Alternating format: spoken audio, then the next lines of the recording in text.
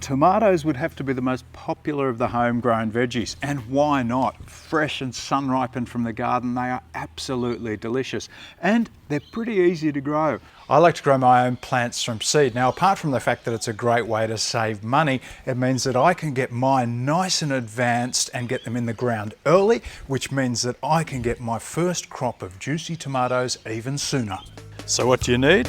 Something to grow them in. You can use flat trays or seedling punnets, but I prefer these cell trays. A mini greenhouse is useful, a small bag of quality seed raising mix, a bag of expanded vermiculite, this is optional, a few plant tags, and of course your seeds of choice. This season I'm going for store-bought seeds. Classic variety, big tomato, big bush. You might have some seeds that you saved from a favourite variety last season, or be lucky enough to have had some seeds shared with you from a family favourite. Fill your trays almost to the top with seed raising mix and then just gently tap down. Never compress the mix, you want it to stay nice and open so roots can develop and spread. I like to lightly water the mix at this stage as the seeds will stick a little to the moist mix, making life easier. Careful when you open the pack and gently shake a few seeds out onto your hand, and then pop one in each cell, or if using a tray, put each seed a couple of centimetres apart. The seeds need to be covered. You can just sprinkle over a light covering of the seed raising mix, but here I like to use the vermiculite.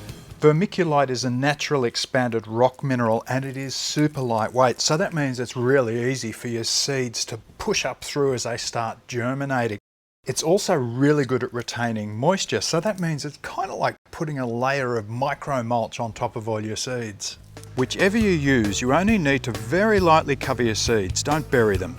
Write the variety and date planted on a tag and pop that in. Once covered, lightly water and put your trays in a warm sunny spot protected from cold nights.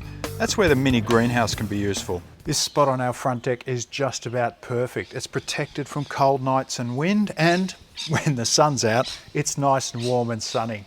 And if you're using a mini greenhouse, when it's sunny, either open the vents or lift the lid off to prevent excessive heat buildup. Keep your trays moist but not wet, and in around 10 days you'll see your first plants popping up. If you want a long tomato harvest, then you need to succession plant, just like farmers do. Every few weeks for a couple of months, plant a few more seeds, and that way you'll have a harvest that goes all the way through summer, even into the start of winter.